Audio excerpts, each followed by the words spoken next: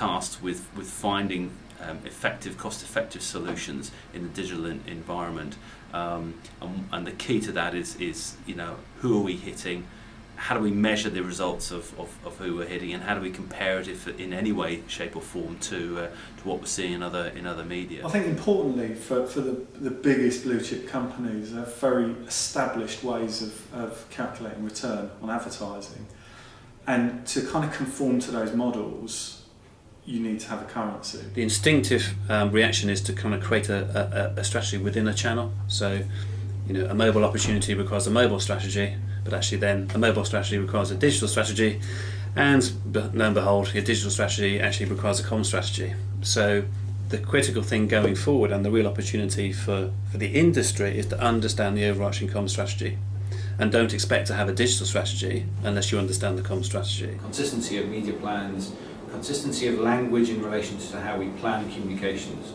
and what those plans look like overall will help clients understand the commonality across different media channels, and hopefully add value to each of our respective businesses as a result of that. Be able to find terms and measurements that are relatively easy for people to grasp and understand, and not make it overly complex. If we make it overly complex, you run the risk that people will say, I don't understand this, therefore I'm not prepared to invest.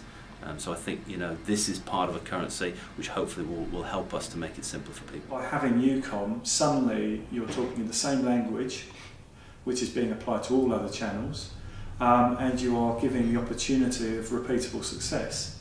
So the idea that if a Procter & Gamble or a Unilever, or even one of the car brands, a Citroën or Peugeot, go out there and they say, right, I've spent £100,000, I've understood that I've reached this many people and they constitute this kind of person, and they saw it on average this many times, and we saw this change in behaviour, then they know what they can do next time, because it's an agreed currency and it's not one of the kind of plethora of different tracking options out there at the moment, of which nobody agrees on.